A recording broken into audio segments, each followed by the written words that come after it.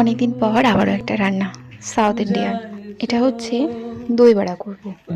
দই বড়া করতে যা যা লাগে সেটা দিয়ে তো করিনি, তার বিকল্প কিছু আলু সেদ্ধ করা ছিল, তার মধ্যে নিয়েছি হচ্ছে সুজি, আর নিয়েছি হচ্ছে কর্নফ্লাওয়ার, চিলি ফ্লেক্স, জিরের গুঁড়ো, নুন, একটু ধনিয়া গুঁড়ো, একটু মিষ্টি, ব্যাস। এই তো। আর একটা মিক্সড হার্ব মানে অর্গানিক ছিল, ওটা দিয়ে দিলাম, অরিগানোটা, মিক্স অরিগানোটা। আর এরভাবে দিয়ে মাখিয়ে নিয়ে একটু রেস্টে রাখতে হবে, যেহেতু সুজিটা আছে, সুজিটা ফোলার জন্য। এই তো, তারপরে হয়ে গেছে। এইভাবে শেপ করে নিয়ে নিয়েছি, মানে এইভাবে বের করে নিলাম। কিছুক্ষণ পর এই আধ ঘন্টা 1 ঘন্টার মতো রেখেছিলাম হয়তো।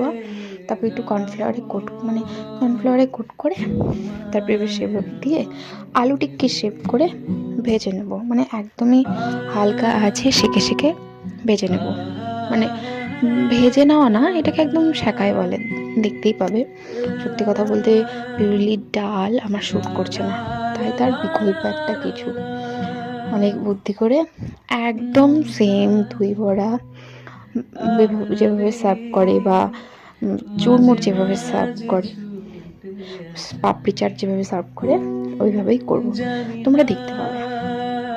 এই যে একদমই হালকা তেলে, নামমাত্র তেলে এটা একদম সেঁকে নিয়েছি। খেতে যে কি ভালো হয়েছিল সেটা তোমাদেরকে বলে বোঝাতে পারবো না। উপরটা বেশ ক্রিপসি, ভেতরটা নরম। এই যে এবার টক দইটা দিয়ে দেবো।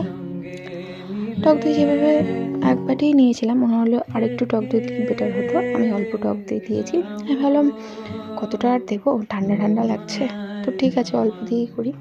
তো অল্প দিয়েই করেছিলাম। সত্যি কথা বলতে খেয়ে একদম মন ভরেনি। এরপরের দিন যখন করব আবার বেশি করে করব।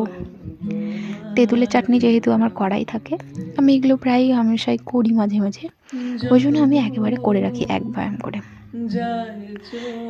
তো আমার হয়ে যায় অনেক দিনের জন্য।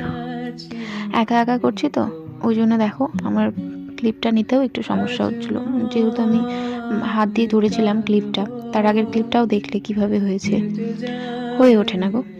এরপর একটু দিয়ে দিলাম জিরের গুঁড়ো, ভাজা জিরের গুঁড়ো, আবার একটু লঙ্কা গুঁড়ো, একটু বিট নুন, শসা, পেঁয়াজ, ধনিয়া পাতা, আর দেবো হচ্ছে টমেটো কুচি, আবারও একটু জিরের গুঁড়ো, আর দিয়েছি ঝুড়ি ভাজা। বিশেষ করে ওই ঝুড়িটা আমার পুজোর টাইমকার নেওয়া, ওই বাড়ি থেকে নিয়ে এসেছিলাম, এখনও রেখে দিয়েছি জাস্ট এগুলো খাবো জন্য। তারপরে একটু গার্নিশিং করলাম বেদানার ফল দিয়ে। দেখো তো কেমন হয়েছে, খেতে সত্যিই অপূর্ব হয়েছিল, দেখতেও লোভনীয়।